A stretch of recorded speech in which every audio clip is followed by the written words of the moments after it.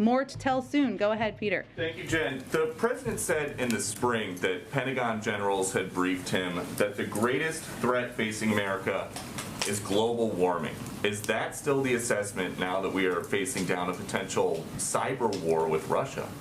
Well, let me first say there is no, well, we are always prepared for any threat that any outside entity or country poses to the United States that relates to cyber or anything else. There is no current pending threat on as it relates to cyber.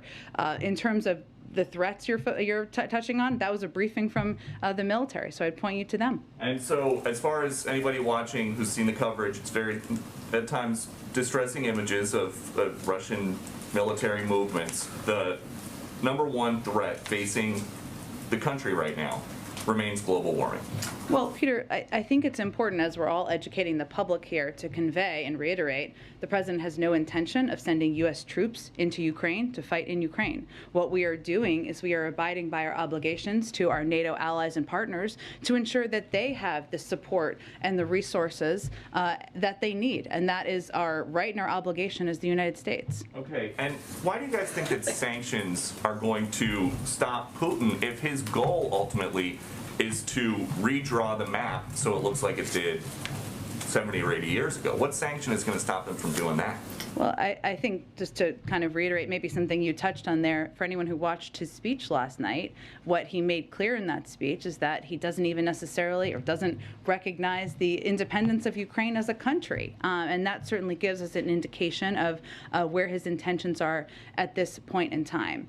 Sanctions can be a powerful tool. They have been in a lot of moments throughout history, and what we view them as or how we're viewing them, as we're starting high, as Dilip just conveyed here, in terms of the significance and the severity of the sanctions that were announced today.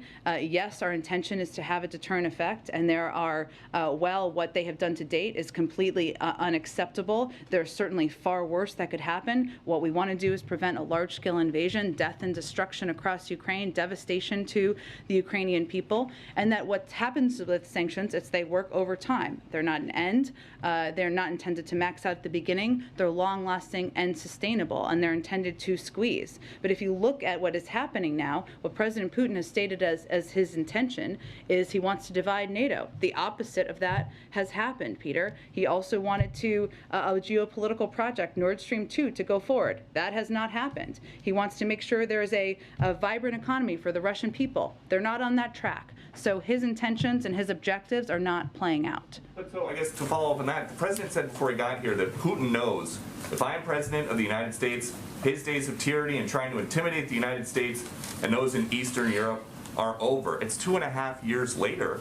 He is intimidating the United States and those in Eastern Europe. What happened? I'd hardly put it that way. I would look at it actually from the prism of the United States, and President Biden has rallied the world, rallied Europe to stand up against the efforts and the actions of President Putin. And we've laid out very clearly exactly $4 gas, $5 gas, however how you guys think it's going to go, something like that. Is not intimidating. You asked me if we were intimidated by President Putin, and I think the evidence of that doesn't exist. Go ahead, Kristen.